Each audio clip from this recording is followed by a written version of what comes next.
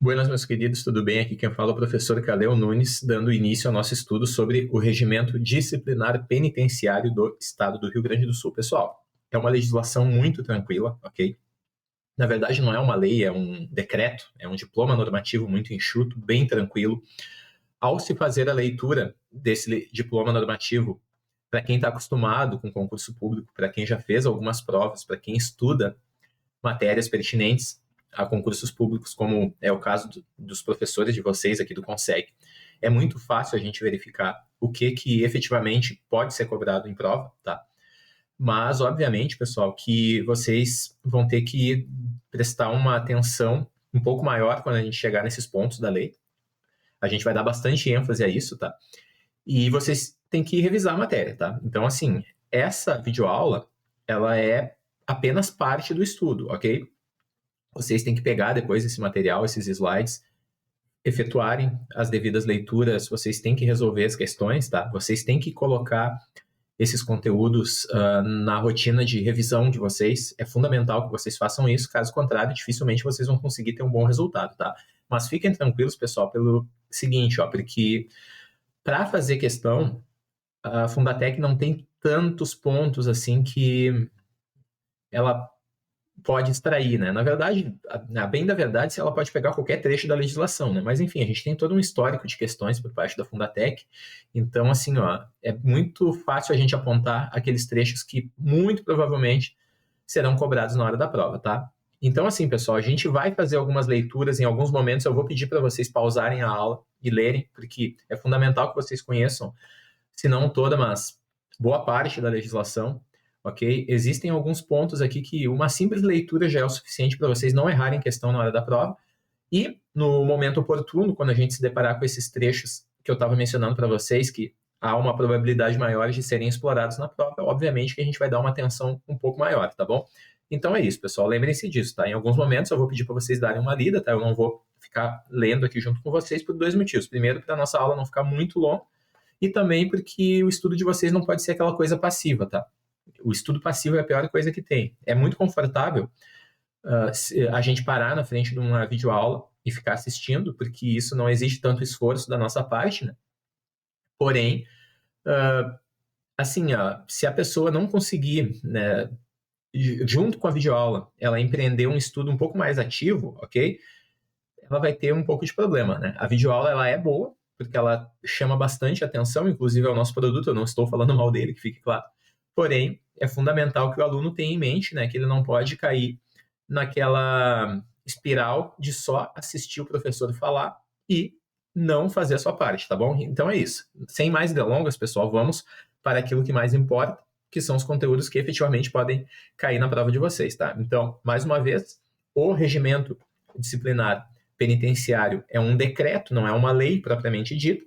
Isso só a título de informação, não está sendo cobrado doutrina de direito administrativo, tampouco de direito constitucional na prova de vocês. Não vai ser cobrado isso em prova, né? Eles não vão perguntar se é uma lei ou se é um decreto, dificilmente, mas já fica aí a informação. Esses primeiros trechos aqui eu vou pedir para vocês darem uma lida aí no material de vocês, tá? E a gente vai debater algumas regrinhas aqui, ó, que possivelmente podem ser cobradas na hora da prova, tá bom? Pessoal, o regimento estabelece a vedação ao arbítrio. O que que isso nos diz, pessoal? Que não existe infração baseada em mera dúvida ou suspeita, ok? Vocês vão ver no decorrer dessa nossa aula que eventuais punições podem trazer grandes prejuízos para o preso. Então, assim, eventualmente, ele pode deixar de receber algum benefício de visitar sua família, de sair da cadeia, de estudar, como a gente viu no estudo sobre a LE, ok? Em virtude de alguma eventual punição que ele receba decorrente da aplicação desse regimento que a gente está estudando a partir de agora, tá? Então, o que vocês têm que entender? Não existe infração baseada em mera dúvida ou suspeita, ok? A gente faz um paralelo aqui com a devida licença com o direito penal, né? No direito penal, a gente tem o princípio da taxatividade, que diz que todas as infrações penais elas têm que ser descritas de uma forma concreta, que não pode haver nenhum tipo de dúvida assim, sobre o que é e o que não é crime. Aqui a gente não está falando de crime propriamente dito, a gente está falando sobre infrações administrativas no âmbito do cumprimento de sentenças, tá? Mas a gente pode fazer esse paralelo, tá? Porque em caso de dúvida, se não ficar devidamente comprovado que o preso cometeu efetivamente uma falta, ele não vai sofrer nenhum tipo de sanção, ok?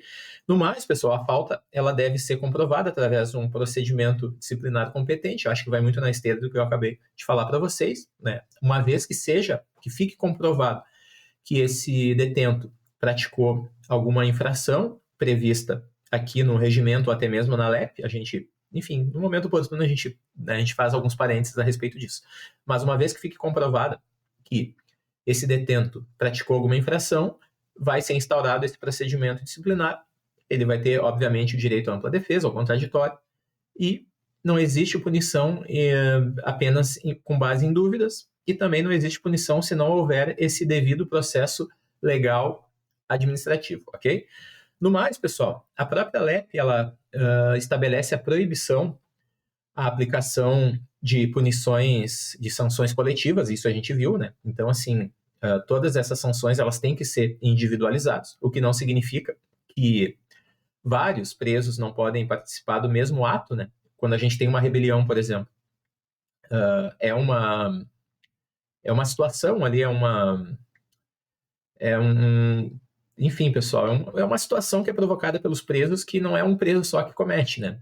São vários presos, né? É necessário esse grupo, né, de presos para que consiga cometer pelo menos essa infração específica, né, que seria uma rebelião. Mas ainda assim, essas sanções elas têm que ser individualizadas, ok?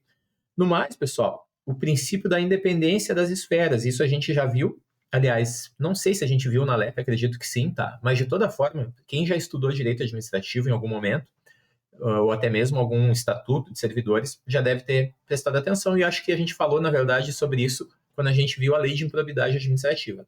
O que esse princípio da independência das esferas nos diz? Que algumas faltas disciplinares podem também serem crimes. Elas também podem estar previstas lá no Código Penal ou em alguma outra legislação extravagante como crime, ok?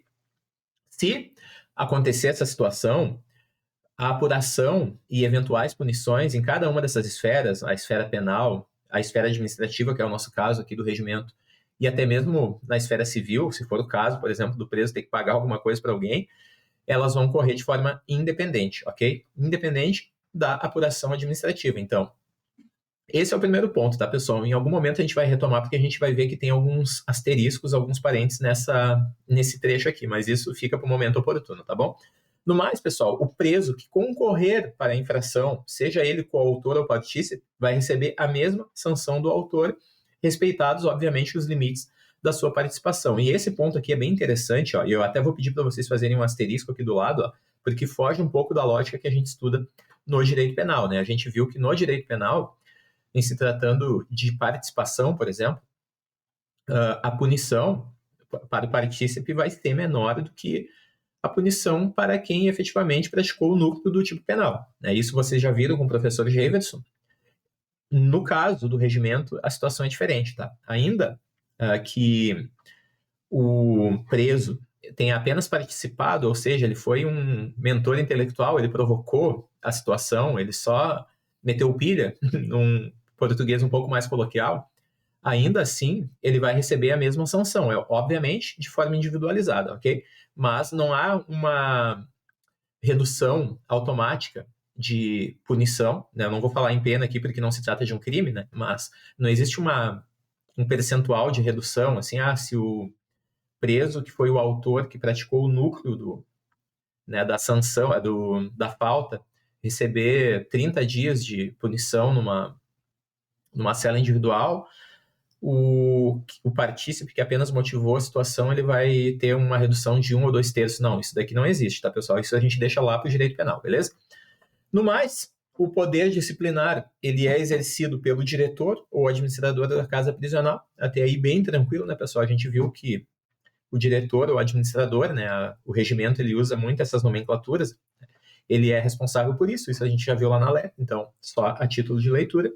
E no mais, pessoal, o preso, toda vez, né, que algum preso ingressar em algum estabelecimento penal, ele deve ser cientificado sobre as normas disciplinares vigentes, ok? Então, uma vez que o preso ingresse nesse estabelecimento penal, é necessário que a administração dê conhecimento a esse preso sobre o que ele não pode fazer para que ele tenha essas informações, ok? No mais é isso, pessoal. Vamos fazer uma questão inédita. Eu tive que elaborar algumas questões para vocês sobre esse conteúdo aqui, porque, né, por se tratar de um diploma normativo muito específico, a gente acaba não tendo nos bancos de questões, tá?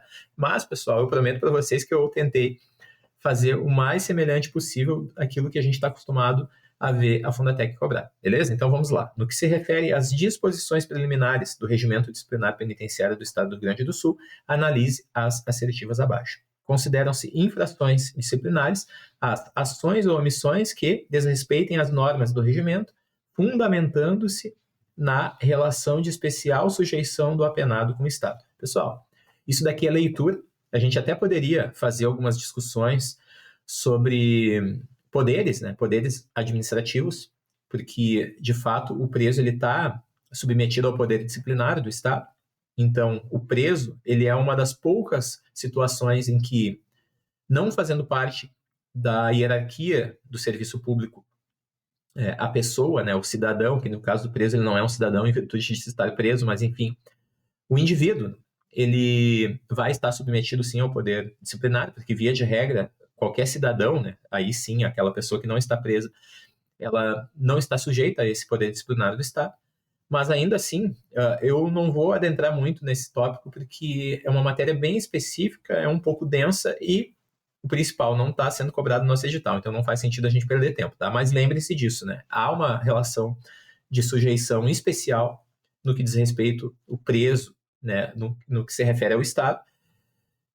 E essa assertiva aqui está correta, tá, pessoal? Sem mais delongas, então, tá certo? Isso vocês já leram quando eu falei para vocês darem uma pausa e ler aquelas partes iniciais, aqueles slides iniciais. Isso daqui está correto perfeitamente. Vamos lá, a assertiva número 2. É expressamente vedada a aplicação de sanções disciplinares de caráter coletivo. Também está correto. Por fim, pessoal, vamos ver a 3. O preso que concorrer para a prática de infração disciplinar na condição de partícipe ficará sujeito à mesma sanção aplicada ao autor, observados os limites de sua participação. Pessoal, as 3 estão corretas, tá? Eu só vou ler a 1 de novo para ver se eu não passei por cima de nada, porque às vezes quando a assertiva é um pouco maior, a gente tem que ter um pouco de atenção, né? Porque qualquer coisinha ali no meio que estiver errada já é o suficiente para toda a questão, né, toda a assertiva ter que ser considerada errada. Então, consideram-se infrações disciplinares as ações e omissões que desrespeitem as normas do regimento, fundamentando-se na relação de especial sujeição do apenado com o Estado. Está correto, pessoal? Então, o nosso gabarito aqui é a letra E, ok? Está aqui 1, 2 e 3, depois, se for necessário, leiam o gabarito comentado, tá?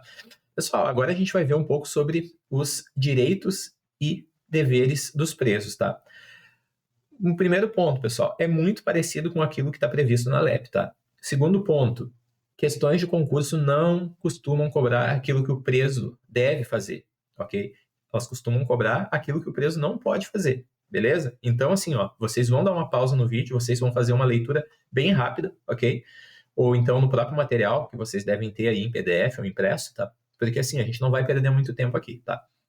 Questão de concurso não costuma cobrar o que o preso tem que fazer, mas sim aquilo que ele não pode fazer, tá bom?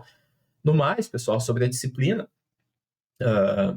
a gente precisa... O que a gente pode falar sobre disciplina, né? Então, a apuração das faltas, pessoal, a gente viu, né, que a disciplina é uma responsabilidade do diretor ou administrador do estabelecimento penal, né? A gente não pode confundir com esse trecho aqui, ó. A apuração das faltas é realizada pelo Conselho Disciplinar, ok? Conselho Disciplinar, pessoal. A gente viu lá na LEP alguns órgãos da execução penal, e a gente viu que tinha 3 conselhos, né? Esse conselho disciplinar aqui, pessoal, é fundamental que vocês lembrem que não é, né, um daqueles órgãos que a gente viu lá na LEP, tá bom? Não confundam, pessoal. Deem uma revisada naquele conteúdo, olhem direitinho, tudo bonitinho ali, caso vocês não recordem, tá bom? Peguem isso, pessoal, ao final dessa aula, ou até mesmo, se for... eu acho melhor vocês não fazerem agora, não pausarem o vídeo, para a gente não perder essa linha de raciocínio aqui, tá? Mas assim, ó, depois que vocês terminarem de assistir essa aula, deem uma lida, tá? E não confundam, o Conselho Disciplinar não é um daqueles órgãos que estão previstos lá na LEP. Então, mais uma vez, a apuração das faltas é realizada pelo Conselho Disciplinar, sendo obrigatória a observância da ampla defesa e do contraditório. Até aí também não nos diz mais nada. Por quê? Porque ampla defesa e contraditório é um princípio que tem que ser respeitado em qualquer procedimento que possa levar à punição de qualquer pessoa, tanto na esfera penal, na esfera civil, no âmbito administrativo, tá? Então, isso daqui é uma coisa óbvia, que ainda que não estivesse previsto aqui no regimento, seria sim aplicável. Mas lembre-se desse trecho aqui, pessoal. A apuração das faltas realizada pelo Conselho Disciplinar, ok? Não é, nesse caso, feita pelo diretor/administrador. No mais, no caso da tentativa aqui também, ó, outro asterisco que eu peço para vocês colocarem do lado desse trecho é o seguinte, ó, a tentativa ela deve ser punida com a mesma sanção aplicável, aqui faltou um a falta consumada. Então, a mesma sanção aplicável à falta consumada. O que acontece lá no Código Penal, que também vai ser objeto da prova de vocês? Há uma redução de 1 a 2/3, no caso da tentativa, ok? A pessoa tentou e por circunstâncias alheias à sua vontade, ela não conseguiu consumar um crime. Aqui a gente não está falando de crime, a gente está falando sobre faltas disciplinares, tá? Mas ainda assim, fazendo esse paralelo, no caso do direito penal, se a pessoa não conseguiu praticar um crime em virtude de circunstâncias alheias à sua vontade, ela vai ter a pena reduzida de 1 a 2/3. Aqui, nesse caso, é a mesma sanção, tá? Então, vamos fazer o seguinte, ó, vamos grifar, ó, vamos dar toda a atenção, vamos fazer uma setinha no material, porque quando vocês pegarem esse material, vocês têm que olhar isso daqui, tá?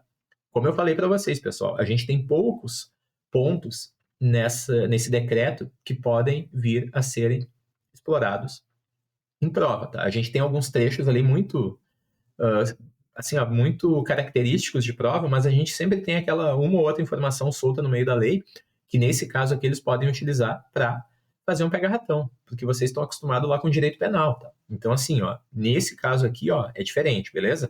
Lembrem-se disso. Vamos seguir o baile, pessoal. No mais, pessoal, sobre a disciplina aqui, a gente tem várias e várias disposições muito parecidas com o que a gente viu lá na LEP, né? Então, mais uma vez, né, a LEP classifica, traz um rol de infrações que são consideradas graves, né? A LEP disciplina diretamente, na verdade, essas infrações, ela classifica, ela dá nome, ela descreve, e ela diz que, no caso das infrações médias e leves, elas vão ser definidas em legislação local. A legislação local mencionada na LEP é justamente esse regimento que a gente está estudando aqui agora, tá? Então, lembre-se disso, né? A gente tem aqui uma lista no regimento que trata sobre infrações graves, tá? Mas são muito parecidas com o que está na LEP, tá? Então, assim, o regimento apenas repete aquilo que está previsto na LEP. Inclusive, a LEP teve algumas alterações mais recentes que incluíram alguns tópicos, né? Algumas outras infrações que não estão aqui nesse regimento, o que não significa que elas não são aplicáveis, obviamente elas são, né? Até porque a LEP é uma lei, aqui a gente está vendo um decreto, né? E só pensando, né, mais uma vez naquela pirâmide de Kelsen, a lei está acima do decreto. Então é isso, tá, pessoal? Só fazendo esse parênteses para vocês não se perderem, tá? Então, assim, ó, sobre as faltas de natureza grave, ó, tudo que tem na LEP está no regimento. Na verdade, deixa eu reformular, pessoal. Tudo que está aqui no regimento também foi previsto na LEP. Mas tem algumas coisas que estão na LEP, pessoal. Ó, vou fazer um asterisco aqui para vocês, ó, que, por se tratarem de mudanças recentes, ainda não foram inseridas no regimento. E sequer é necessário, né, pessoal? Não é necessário que seja incluído aqui no regimento, porque a LEP, ela está acima do regimento, tá bom? Então é isso. Ó, a maioria, pessoal, a maioria está aqui, entendeu? Mas existem algumas coisas que estão na LEP e não estão aqui. Eu vou deixar que vocês façam uma leitura, tá, pessoal? Porque assim, ó, isso daqui vocês vão ter que decorar de toda forma, né? Mas enxerguem que no caso dessas sanções graves aqui, a gente está falando de ações, né, de atos bem, né, com perdão na repetição do termo, né, bem mais graves, né? Então, por exemplo, a gente tem aqui o caso do crime doloso, né? O preso que praticar um crime doloso, ele vai estar praticando também uma falta disciplinar grave, né? A gente tem, enfim, a fuga, né? Como eu falei para vocês agora há pouco, também é considerado uma falta disciplinar grave, ok? Instrumento capaz de ofender a integridade física de outrem, o preso que incitou, participou de algum movimento para subverter a ordem ou a disciplina, enfim. Façam essa leitura aqui, pessoal, porque eu vou chamar a atenção de vocês aqui para aquilo que é um pouco mais complicadinho, tá bom? O que está lá na LEP não está aqui no nosso regimento, pessoal? O preso que se recusar a se submeter ao procedimento de identificação do perfil genético também vai estar cometendo uma infração grave. E esse ponto aqui eu chamo uma atenção dobrada ainda para vocês, até vou fazer um asterisco aqui do lado, tá? Porque isso daqui é relativamente recente. Então, aquele preso, né? Lembrando que o preso, eu estou tratando como preso, mas não necessariamente ele vai estar em regime fechado, tá? É possível que ele esteja em regime semiaberto ou até mesmo em regime aberto. Ou pode ser que ele seja um preso provisório que está sendo monitorado eletronicamente, é possível também, tá? Então vamos lá. Aquela pessoa, aquele preso, vou usar o termo genérico preso, mas já feito devido parênteses, tá bom? Que ele se aproximar da residência ou do local de trabalho da vítima ou de seus familiares, quando houver medida protetiva prevista na Lei Maria da Penha, que vocês também vão ter que estudar, ok? Ou também nos casos de condenação por crime de violência doméstica e familiar contra a mulher. Nesse caso, pessoal, olha só, o cara cometeu algum crime contra a mulher, cometeu violência doméstica, algum crime que tem essa natureza de gênero. Ou, por algum outro motivo, foi expedido alguma medida protetiva contra ele com base na Lei Maria da Penha. E ele foi lá e se aproximou da residência ou do local de trabalho dessa vítima, ou até mesmo dos seus familiares, ok? Nesse caso, vai se considerar que aquele preso, que não necessariamente precisa ser um preso condenado, já pode ser até mesmo um preso provisório, pode ser um apenado que está cumprindo um regime semiaberto, ou até mesmo aberto, até porque se ele estiver no regime fechado, ele não tem como se aproximar da residência de ninguém, né? Ele vai estar no presídio, né? Mas enfim, ele vai estar cometendo uma infração grave, tá? Isso daqui é recente, tá, pessoal? Isso daqui, ó, é uma mudança que teve, salvo engano, em 2024. Então, vamos prestar atenção até para o que se comunica com a Lei Maria da Penha, que vocês também vão ter que estudar, ok? No mais, eu vou pedir para que vocês façam mais uma vez a leitura, né, desses quadros e vou chamar a atenção de vocês aqui no caso do regime disciplinar diferenciado, né, que a prática de fato, aliás, previsto como crime doloso constitui falta grave. A gente viu isso lá em cima, né? Então, assim, o preso que cometer algum crime doloso na esfera penal, ele vai ter que responder por um crime. Porém, na esfera administrativa, aqui no caso da aplicação da lei penal, da sua execução, na verdade, da sentença, vai se entender que ele cometeu uma falta grave. E se esse crime doloso ocasionar a subversão da ordem ou da disciplina interna, esse preso pode ser submetido ao regime disciplinar diferenciado, ok? Sem prejuízo da sanção penal correspondente, porque é óbvio, né, pessoal, que se ele cometeu essa falta grave / crime doloso, ele vai ter que responder com base no Código Penal ou em alguma outra legislação extravagante, tá bom? No mais, pessoal, façam a leitura, tá? Tem coisas aqui que não adianta eu ficar lendo com vocês, perdendo tempo, vocês têm que efetuar essa leitura e a gente chama atenção para aquilo que é mais importante, tá? Só vou fazer um grifo aqui, ó, no regime disciplinar diferenciado, só para vocês entenderem que isso daqui vocês têm que estar toda hora revisando, tá? É muito provável que seja cobrado na prova de vocês. Vamos seguir o baile. Então, pessoal, aqui, ó, só antes de eu passar ali para a nossa questão, eu oriento que vocês façam também uma leitura sobre o que é considerado falta de natureza média e o que é considerado falta de natureza leve. A minha dica, pessoal, é o seguinte, ó, façam uma boa leitura dessas faltas graves, tá? Que estão aqui nesses quadrinhos que eu fiz aqui para vocês, tá? E depois, pessoal, leiam as faltas de natureza leve, assim, tentem decorar, assim, tentem puxar um pouco mais pela memória de vocês, assim, fazer algumas associações, tá?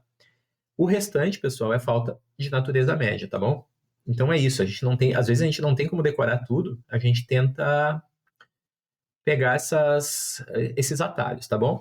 No mais, eu só chamo atenção aqui para algumas coisas que são bem parecidas, mas que não podem ser confundidas. É considerado uma falta de natureza média se o preso faltar com zelo na conservação e higiene do seu alojamento, aliás, do alojamento ou cela, tá? Porém, se ele descuidar-se da higiene pessoal ou conservação dos objetos pessoais, isso vai ser considerado leve, tá? Então, assim, ó, pessoal, aquilo que é dele, aquilo que é pessoal, do uso dele, higiene pessoal, objeto pessoal, leve, ok? Cela, tá? Alojamento, que possivelmente pode ser individual, a gente viu, né, que no caso do presídio, a cela vai ser individual, pelo menos deveria ser, né? Mas pensem nesse alojamento e cela tá? Não, assim, ó, para fins de associação mental como algo que não pertence, que não é pessoal do preso, tá? Ainda que ele esteja sozinho naquele local, não se trata de algo que pertence a ele, né? Não é o corpo dele, não é algo que ele tenha comprado, que ele tenha recebido dos seus familiares, tá? Só para vocês não confundirem, pessoal, eu acho pouco provável que eles explorem isso, né? Mas de repente pode ser um problema aqui que a gente pode acabar se confundindo, tá? Outro trecho interessante é o seguinte, ó. Eu até botei aqui com uma caixa alta, né? Impedir ou perturbar a jornada de trabalho ou a realização de tarefas de outro apenado. Então, nesse caso aqui, pessoal, é média, infração, né? Uma falta de natureza média, ok? E ali embaixo, pessoal, agir com desleixo ou desinteresse na execução das tarefas determinadas, tá? Ali é leve, pessoal. Então, ó, impedir ou perturbar o trabalho de outro preso, ou até outro apenado, né? Eu até deveria ter chamado mais atenção a esse fato aqui, que se trata de uma tarefa ou trabalho de outro apenado. E ali ele está atrapalhando, né, o trabalho de outra pessoa. E aqui, nesse caso, ele está tendo desleixo ou desinteresse na execução de suas próprias tarefas, tá? Então é isso. Só esses detalhes aqui também para vocês não confundirem na hora da prova. Eu, particularmente, acho pouco provável que eles explorem justamente esse ponto aqui na hora da prova, tá? Mas, de toda forma, vamos resolver uma questãozinha aqui para a gente ver como é que a gente está no nosso conteúdo aqui, pessoal. Vamos lá. Analise as seguintes assertivas a respeito das faltas disciplinares e do procedimento de apuração, conforme o Regimento Disciplinar Penitenciário do Rio Grande do Sul.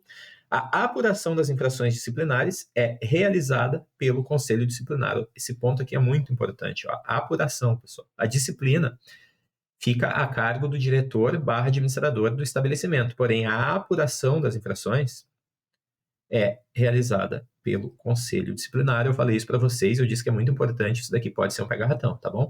Devendo-se obrigatoriamente assegurar ao preso o direito ao contraditório e à ampla defesa. Pessoal, tá correto, né? Contraditório e ampla defesa são direitos básicos, direitos fundamentais, então, obviamente, que o preso também vai ter esses direitos, tá? Então, a 1 tá correta, uma vez que a gente sabe que a assertiva 1 tá correta, a gente corta apenas a alternativa D. E cá para nós, né, pessoal, quando a banca tem uma assertiva 1, e daí só existe uma alternativa que não tem a 1. Muito provável a 1 tá errada, né? Porque senão a banca estaria dando muito de barbada pra gente o gabarito, né? Enfim, na maioria das vezes é isso que acontece, tá? Mas vamos lá. No caso de cometimento de falta disciplinar na modalidade tentada, ó, a gente está falando sobre tentativa, a sanção aplicada deve ser reduzida de 1 a 2 terços. Pessoal, olha só, essa redução de 1 a 2 terços, no caso de tentativa, a gente deixa lá para o direito penal, tá? No caso das infrações disciplinares do regimento disciplinar penitenciário, a punição é a mesma, tá bom? Tentou, ainda que não tenha conseguido, vai ser punido da mesma forma como seria caso tivesse obtido um êxito, tá? Então isso daqui tá errado. A 1 tá correta, a 2 tá errada. Uma vez que a gente elimina a 2, a gente já descarta a alternativa B e a alternativa E, então temos que saber se a 3 está correta para chegarmos ao gabarito. Vamos lá. O preso provisório ou condenado que praticar fato previsto como crime doloso, que gere subversão da ordem interna, poderá ser sujeito ao regime disciplinar diferenciado, sem prejuízo da sanção penal cabível. Pessoal, perfeito, tá? Então, o nosso gabarito aqui é a letra C. Deixa eu passar aqui para vocês. Caso acharem necessário, vocês podem dar uma lida depois no gabarito comentado. Mas assim, ó, esse tipo de questão é possível que caia, tá? Na prova de vocês. Então, mais uma vez, revisem, não deixem de revisar. Pessoal, olha só, a gente vai entrar num tópico muito importante e, assim, ó, até agora, pessoal, eu acho que a gente teve uma outra disposição isolada que eventualmente pode ser explorada em prova, tá? Eu não acho que eles vão trazer aquele rol de infrações graves. Eu não acho que eles vão trazer o rol de infrações de natureza média, de natureza leve. Eu não acho que isso vai acontecer. Não é o perfil da Banca Fundatec, tá? Porém, esse trecho aqui, ó, é possível e é bem provável que eles cobrem, tá bom?